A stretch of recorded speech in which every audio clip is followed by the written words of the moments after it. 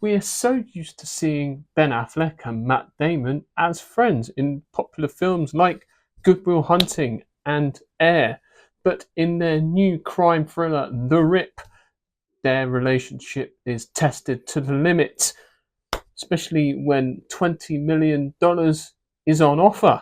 Possibly cartel money or drug money or both. Who knows?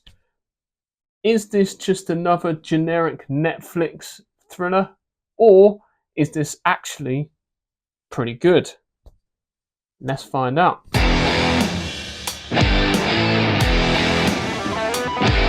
The film is directed by Joe Carnahan, who gave us The Grey and Smoking Aces. Here he is once again delivering us with The Rip. It's based on a true story where there's specialized police units in Miami police where they are essentially tasked with getting tips from general public to see where these stash houses are located, and usually in these stash houses there's either drugs or money from ill-gotten gains or through nefarious activities, either through gangs or cartels or these types of organizations. And so they are tasked to investigate this latest tip that they have got. And Ben Affleck and Matt Damon's character are in charge of this group, and they basically go into the house and essentially tear it down to pieces to try and find out what's here.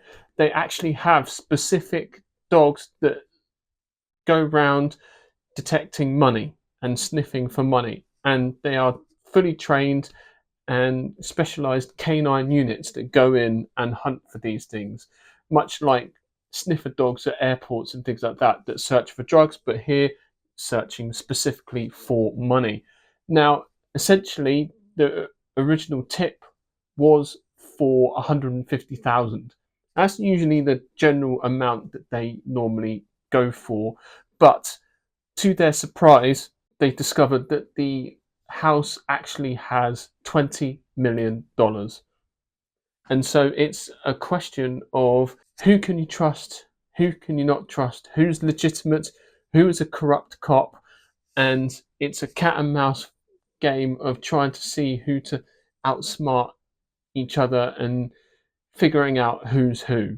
What's great about this film is essentially it's set on one day and feels very claustrophobic as it's set in one house. Kind of has a feeling of like Reservoir Dogs and also Heat. You can definitely tell where their influences came from in this film, especially in some of the big chase sequences. There's a great foot chase through the gritty streets of Miami, and in this sort of residential neighborhood, it's really sort of quite intense, and you have no idea what's going to happen around the next corner. It's very sort of intense in that way. So, really sort of well shot by Joe Carnahan. He has a very particular style, and especially when you get to see the city of Miami itself, it's very stylistic, very gritty. It's also sweaty, it's loud. If you like 90s cop thrillers, then this is very, very much that. Like I said, it sort of borrows from Heat on occasion, especially on a few of those chase sequences. It's really, really great. And I feel that Ben Affleck and Matt Damon do really work well together in this as well. So Ben Affleck, I feel very much carries a lot of the emotional side of things, whereas Matt Damon does a great job at the action beats as well, with a great supporting cast with Stephen Yeun from like The Walking Dead and Beef, and then you got Kyle Chandler as well, who you may know from Friday Night Lights and also The Wolf of Wall Street. So they've put together a tremendous cast of people in this film. So the acting is tremendous across the board. The script is easy enough to follow, which is great.